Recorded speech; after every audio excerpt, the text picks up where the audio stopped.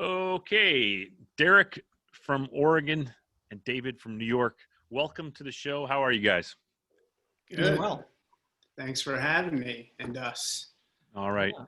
Are you ready to talk about Phish with me? I'm always ready to talk about All right. fish. We were just saying, I was just saying this, so I'll repeat it again. Apparently Derek's mom watched the show that he was on and she thought I was great. So what I had just said was that if Derek's mom doesn't like you, David, you're not coming on again. I'm out. I'm out. Yeah. So Derek's mom. The pressure is on now. Yeah, it is. I'm getting a little steamy over here. All right. Good. All right. So the reason I have invited you on to the show is because I'm terribly lonely and I have nothing better to do. No, the actual reason is because I wanted to talk about Trey's guitar playing, his style, his influences. Maybe get into a little bit of the gear that he uses because I actually watched. It wasn't a Rig Rundown show, but I think it was their own production on the Phish YouTube channel about his rig and stuff, and it was actually surprisingly simple to me. And yeah, so first thing I want to talk about is Trey's style. How would you describe Trey's style? And I'll give you my impression first and foremost, because I actually didn't look into a lot of the stuff because I just wanted to give you my first impression as somebody who's kind of getting into Phish. But my sort of brief analysis of his style is that it's really bright playing, and to my ears a lot of it sounds like major chord sort of stuff, and I don't know what he's doing with it's like these rollovers that he does on the fretboard. They sound almost like maybe this is because of the tone that he uses, but it sounds almost like a trill or something like that, and he uses one lick that I hear again and again, and it's like a and then with his gear I'm thinking that semi hollow body that he uses gives him a lot of resonance, and I think I saw that he uses a Mesa cab and he's built his own speakers, and he's using two tube screamers, one just to kind of boost his signal and then one to punch up the volume for a solo. That's what I saw in the Rig Rundown, but that's kind of what I heard too, because I've been gotten massively into pedals here recently. And yeah, so that's my just brief take on his playing, if you want to chime in on that. So Yeah, I'd say that's pretty good, first take on what he's got going on. I agree it's pretty simple. The one thing I would note though is it's not a semi-hollow he plays. His Languedocs are fully hollow. They're built like violins, where it's very thin wood, the top, woods that you can get for that type of, stuff, the spruce and the koas and things he's working with, but they're braced inside. So the thinness of the wood allows it to sustain and sing quite a bit more than your average guitar. There's very few guitars that are built that way. A lot of copies are out there, but they're not quite the same type of thing with the bracing. Yeah, and everyone, all of the kind of Trey guys, all kind of, at least myself, and I'm sure you two there, kind of chase that kind of sustainy sound that he has, which again, I'm sure if you listen to him play enough, you'll hear him hold a note. Like I think it was either last year or the year before at MSG, he literally just held a single note for like a minute 30, just because he can. yeah. And I know personally, like I bought, obviously not exactly the same, and it's hard to find because you probably heard in that video him talk about how his guitar is built, right? It's the hollow body, but it has a long scale, 25.5-inch length, same as like the Fender Strat back here. Okay, yeah. So he has the dual humbuckers with the long scale, so it kind of gives him that snappy sound along with this kind of meaty, sustainy kind of. It's kind of astonishing to watch him play, because if you probably put on the guitar and just stood there with his rig on, it would just this kind of feedback that he somehow learned to like wrangle and use to his advantage. I've heard one thing that I always sticks out in my mind was that I don't know if you guys ever listen to much Pantera, but Dimebag Darrell had like a very signature sound, and I heard like of other guitar players who would like pick up his guitar rig, and because he had the incredible piercing tone, and they would try and do something on it, and a lot of people assumed that he had like awesome gear and the guitar was a special thing, and they couldn't get the fucking sound out of it. So do you think that that's just something that Trey's got going on, or is it aided a lot by the gear? Or I mean, my personal opinion on everything guitar is that finger tone is in the fingers, right?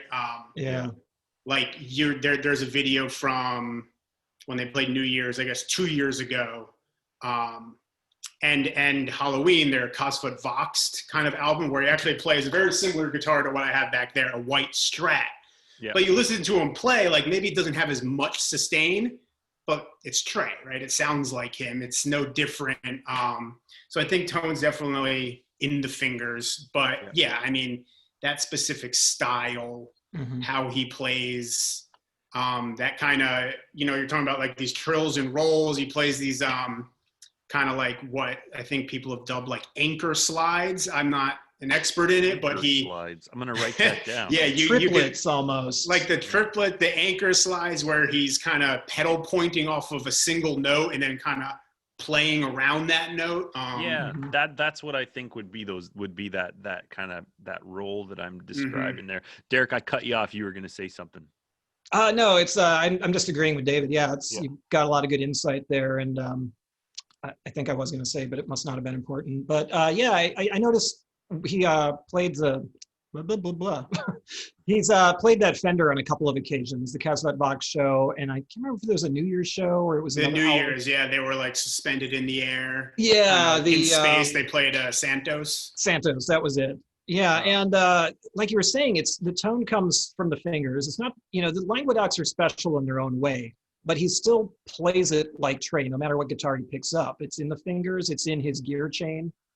His amps have a certain tone dialed in. He's got some really good guitar techs and amp techs that, really work with him to get that definitive Trey sound. So that no matter what he's plugging into it, you still know, hey, that's Trey Anastasio that's playing. Yeah. And I think it's an Ed O'Brien model, the Radiohead guitar. That's the Radiohead, yeah. That he's got picked up, which I'm intrigued. I've never heard him talk much about Radiohead or Ed O'Brien. The Strat or the Strat that the white Strat is an Ed O'Brien model. Okay, Ed O'Brien. He's the he's not the guy with the long hair. That's the guy with the short hair. Is that right? Yeah, I think so. Yeah. Ed O'Brien. But yeah, I think it comes down to not only just his hands, the guy who's actually holding the guitar, but the rest of it that goes from the cable to the amp. He's got some things going on that, like you said, are quite simple on paper. Yeah. But they've put a lot of thought into what's connected to what the knobs are dialed to, and getting it into a place where it's just Trey. Yeah. And would you say well, sorry, I'm gonna stick to the timeline, or sort of the outline that I had kind of had here. Yeah. Can you hear any influences in his playing? Because I really couldn't hear, like, I don't think I've heard another guitar player like him, if I'm being honest. And especially after I heard somewhere, I could be wrong here, but a lot of the stuff is actually composed. It's not necessarily just a wild improvisation. I mean, I'm sure some of it is, but I read some, I could be wrong here, but the Gamehenge recording, the Man Who Stepped In Yesterday, I heard that whole thing was note for note composed. Is that true? Do you know about that? Or go ahead, David. No, well, that particular song is composed. Obviously, when they get into other songs, they tend to kind of finish the song, kind of drop onto one or two chords, and then just go wherever it takes them. Is kind of their model. But yeah, he's very heavily went to music school, studied composition, so he has kind of this orchestral background, which I mean, he's played with orchestras before. I don't know if you watched any. It might have been before you hopped on the Phish train, where he did the 10 shows at the Beacon Theater. Yeah, I just missed that. I think I just started doing this right as that was kind of winding down there. I got to check. You got to check them out. Yeah, they're awesome. But yeah, I mean, I like I say, I mean, I've been playing guitar for 25 years. I was huge into metal. I'm into all the lore and all the guitar god bullshit and all that stuff. But I don't think there's another player that sounds anywhere like him. So yeah. I did a little research before this, because I've always had the same opinion, is that he's such a unique player that there's few that compare to him, on multiple levels. Yep. But he's talked, about some of his influences, and going back and listening to some of them, I can definitely hear that. And he's got influences from different angles, because he's never wanted to be a specific kind of musician. He's a lot of what he is studied and represents is the idea of intention, in playing, intention in practice, intention at just being the best overall player. Yeah. So for as far as the rock and roll background, he's talked openly about Jimmy Page, Eric Clapton, and Hendrix, the kind of big three that a lot of guitarists look up to. But then he's also got a heavy, jazz and improvisational background due to his composition and his mentors like Ernie Stiers and some of the other people he studied with. So I found, write that down. Robert Fripp from King Crimson is a big influence of his. Steve Howe from Yes is another big influence. Those, progressive rock bands that are really more of like a jazz band with a beat.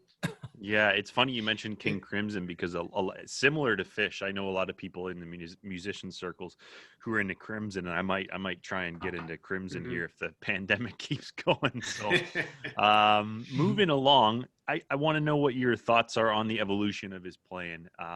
Do you think he's better now than he was when he was 24? I think that my personal thoughts on the band overall, and this just happens to anybody. I mean, it happened to me on the, with playing hockey. You slow down as you get older, and there's a different element to your. I mean, I'll make a sports comparison. I'm slower than I was when I was 20, but I don't have to be as fast as I was when I was 20 because I'm a little smarter. I can see the play moving, and I've always thought that with music too. And definitely, there's a benefit to slowing things down and maybe being a little more precise with playing if the analogy holds up. But you do lose a little bit of that frenetic kind of energy and passion. Do you guys think that his playing's gotten better over time, slowed down, or is it just a different experience altogether?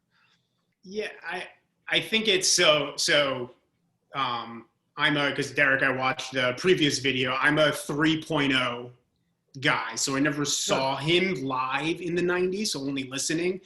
But yeah, he's definitely someone. I was talking to someone, and someone described him as like he's like aged like a fine wine. So I don't know it's necessarily if it's better or worse. I think it's just a little different. He definitely was a lot more frantic back in the early 90s. They used to call him Machine Gun Trey because he would just fire off a ton of arpeggiated notes and craziness, which I could never attempt to even try to play. No. But yeah, nowadays they're definitely more, I guess I'll call it cohesive. I guess they kind of move together to a place again more cohesively than they probably did in the past. In the past was very frantic. And yeah, I think Phish started as a prog group. Like they didn't improv as hard as they did today, and they kind of grew into that. Yeah. So I think it's interesting, Derek, what you're talking about. His influences, very influenced by prog, by Zappa, was a huge influence on them.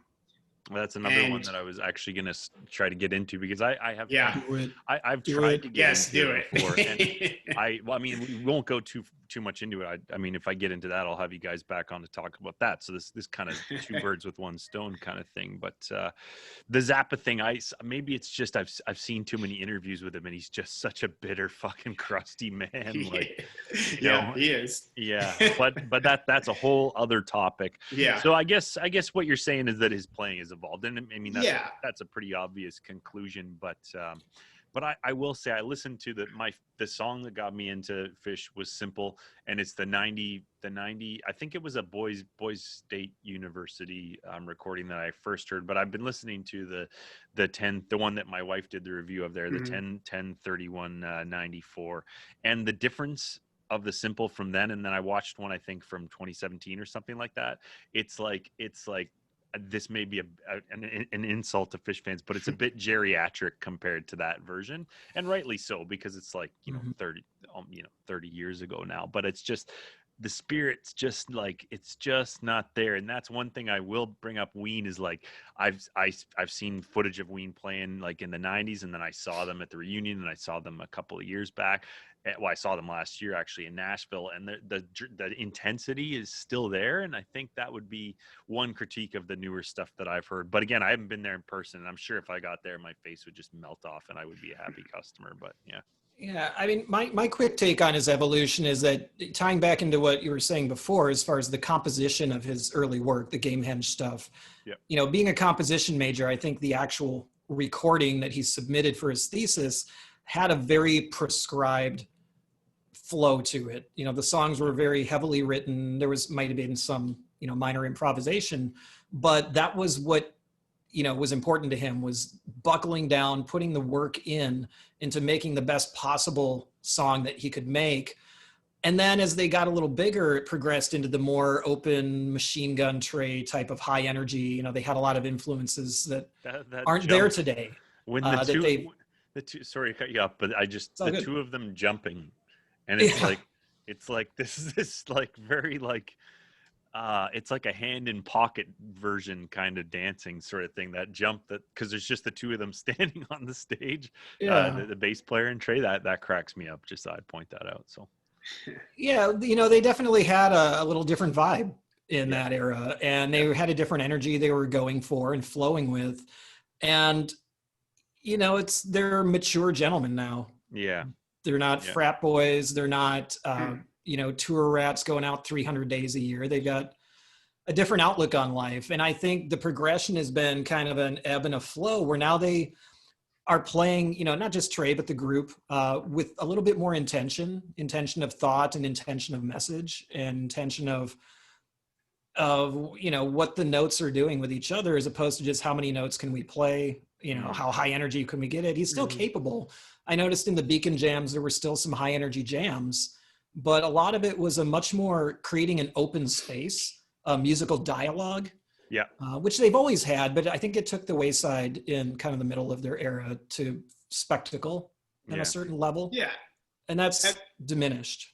Yeah. And I mean, take this for what you will, but they're sober now too, right? Yeah. So there's something to be said how that affects your playing, for better or for worse. And your thoughts. You know what? I just saw. Correct. Actually, I'll redeem myself. I'm not trying to be too critical of their playing now. I mean, obviously, I'm on board and I want to go. But I did see some footage from Mexico. Maybe it was last year, whatever. It was a concert right on the beach. That was fantastic. I think I saw like a yem or something like that in there, and it was absolutely brilliant. And part of me, I think, is just like, if I seem a little bit critical of it, but I think it's just because I'm a little sad that I didn't sort of, catch on earlier. And that is a question that I've asked other people here, is like, am I the last guy putting his family in the wagon and heading west there? And is there still gold in the hills for me, do you think, or what? I think. Yeah. Yes, definitely. They're just getting better every day. Definitely. There's definitely still gold. Right. A lot of it. Yeah. And it's interesting for what you said. So people ask me all the time, like, why do you go to so many Phish shows?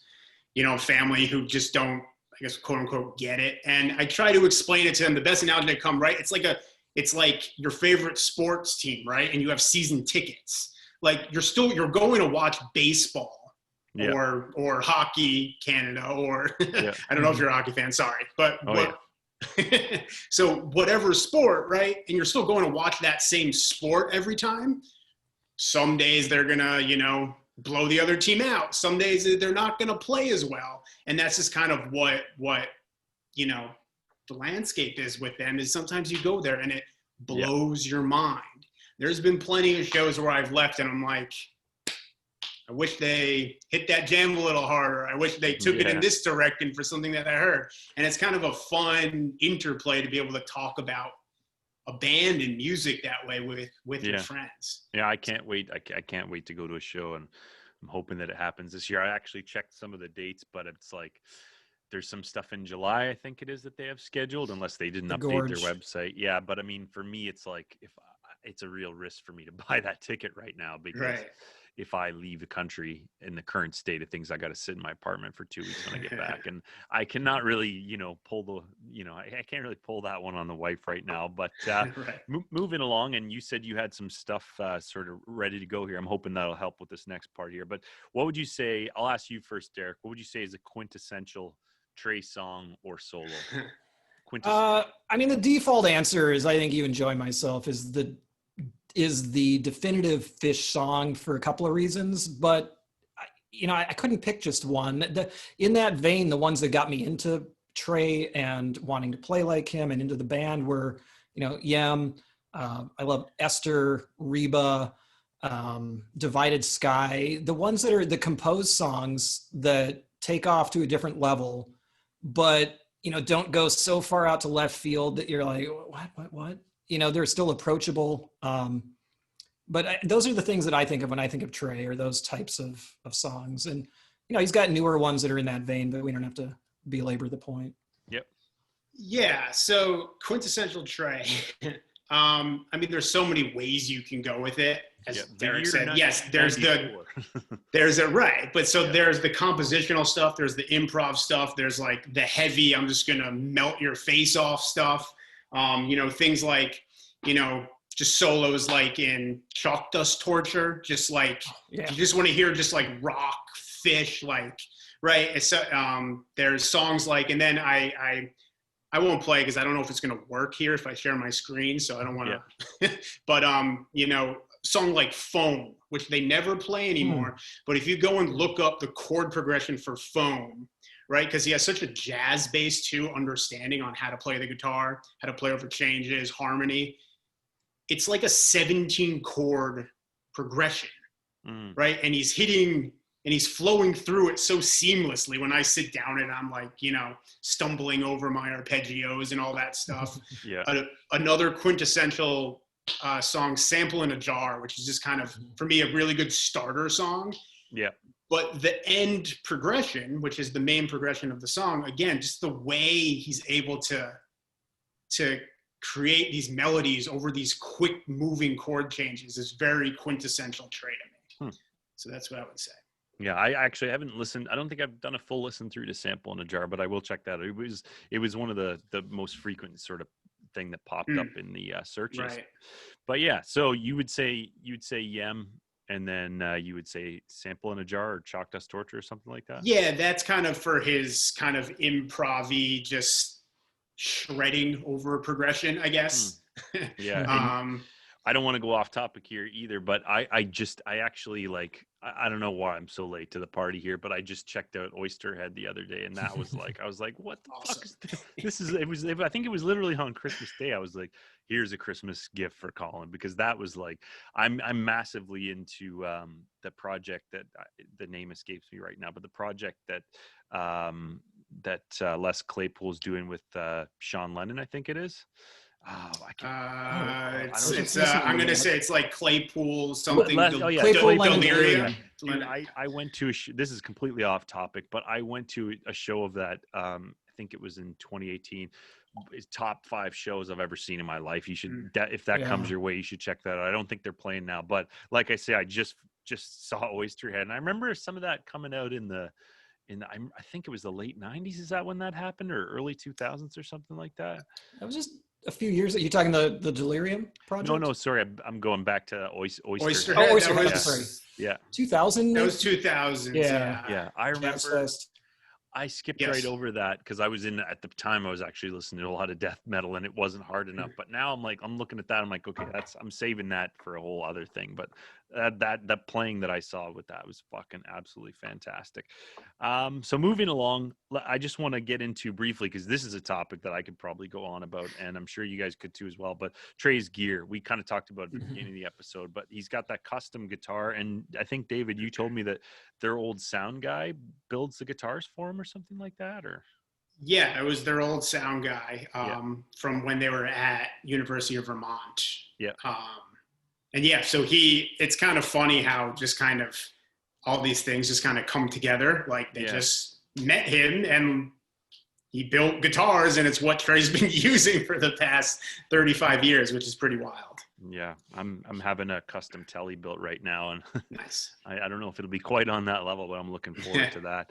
But he has those two. I don't know if he's still playing with them, but during the rig rundown thing that I saw, he's built his own speakers. I was just gonna say that. Yeah, and Paul helped him build those as well. Right. Yeah. So, but he's recently, and again, I think I sent you, and definitely go check it out. I don't know his name, so sorry to him who's out there. But we can find his name, who built and takes care of TreysGuitarRig.com, which is like, he'll go all the way back to like the 80s, every single year, how his rig has progressed. And he recently, it's funny because you watch that video where he talks about, he says this line, I think it's like he, where he, it's like, it's better to have like gear that than like good gear. So recently he's completely changed his rig. He's completely kind of gone the other way. And now he's gotten very technical with it. I think he uses Comet amps now. Yeah. He doesn't use his own handmade speakers anymore. He has his whole rig it's completely different than what you saw on that video now. I mean, the elements are still the same. Yeah. But he completely rebuilt everything a few years ago. It's crazy when you see sites like that. And because like I do the Ween show too. And there's sites like, there's a site called Brown Bass, I think it is. And it's like set lists every show they've ever played, and you can type in a song title and it'll show you how many times it was played, how many times it was played in this city, how many times it was, like where it was in the set list. Is like all these databases. I mean, here we are talking about Phish on the show here, but it's crazy the passion that this inspires. Sorry, Derek, I kind of cut you off there. No, it's all good. I was just going to comment as far as the, his rig. One of the things I found interesting going through that website was they were talking about how he's gone now to a stereo output on his guitars. You've got one channel that's going to the effects chain, and then he's got another one that's running clean straight into the amp. So you get the interaction between the guitar and the preamp tubes directly, as opposed to running through a bunch of effects and losing signal and that type of thing. So you get a totally different type of interaction between the two to give him more flexibility. And the other thing I hadn't realized is his not using the Ross compressor anymore. Because, when I started learning to play guitar, I just wanted to know everything that Trey was doing. I wanted to kind of copy that. And the Ross was like that holy grail of Trey's tone. But I guess his new amps, those Comet amps, have a different type of headroom that don't necessitate the Ross anymore. So it's just kind of in backup on the stage. He's got it sitting there, but not even plugged in sometimes. Is that a pedal or a rack piece? It's a pedal. It's vintage, and they are quite expensive if you can even find them, because they're kind of, a lot of good players know that they, are a very good pedal to give you that compression. But apparently he used to do that because his old Mesa Boogie, he couldn't turn it up very high, had too much power. And so in order to get the compression, they had to run the Ross to really push those tubes. But the new Comets have a different thing going on. So those things are just cranked up. He's able to get natural tube compression now.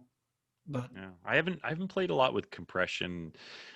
My old attitude of compression used to be if you just want like a nice staccato riff, or if you're playing some funk sort of stuff, that it'd be useful. But I'm actually coming around to compression, and I'm thinking about getting a Keeley compressor, because I have the Boss, the standard blue compressor, but there's almost too much control there. I kind of want like a 2-button compressor, or even a 1-button compressor if I can find it. But like I say, I could talk about that shit all day. And so the 2 tube screamers going,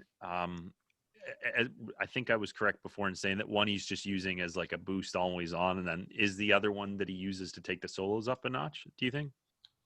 Yeah, he if you watch him play, he is, out of any guitarist I've ever seen, he, like, live in the middle of improvisation, is searching for the right tone.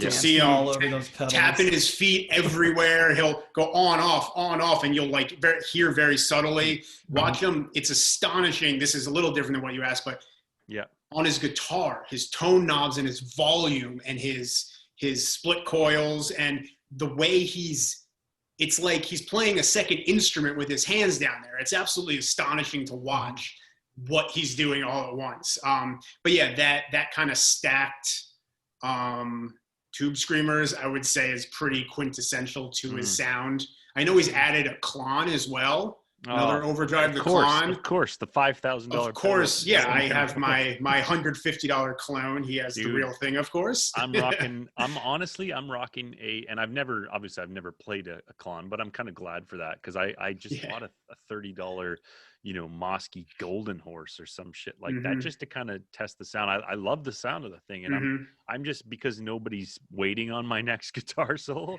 I'm just going to keep rocking the $30 one. And I did have another question about this thing, and I don't like it. I think he referred to it as a digi unit, and it's he does this in certain songs, and he did this in some of the Oysterhead stuff that I saw, but it's this repeating ew, ew noise. And I like, what is the purpose of that fucking thing, if any? Does he just like it? Well, Is it a joke? No. Well, to me, I mean, it depends, right? He does loop a lot during improvs to kind of create like a soundscape going on in the background. Yeah. I mean, he uses it like in a song Gotta Jaboo. It's like he uses that right when they jump into the jam. He does that that kind of sound and he hits the fade off that goes for like a few minutes. Yeah. It's just kind of like my simpleton view of that is that he started doing it and thought it was cool, and nobody had the sand to be like, oh, Trey, you want to turn that fucking thing off? Because like I played in a band with a guy who tried to use a looper and like during the live show, and I mean obviously we're not Phish, but it just, as the bass player with the rhythm section, like it fucking annoyed me to no end. Mm-hmm. And that noise, like maybe I need to hear some more recordings, but as far as I can tell, it's just something that goes pew, pew, and I'm kind of like, well shit, if you need a guy in the band to do that, like sign me up for that job.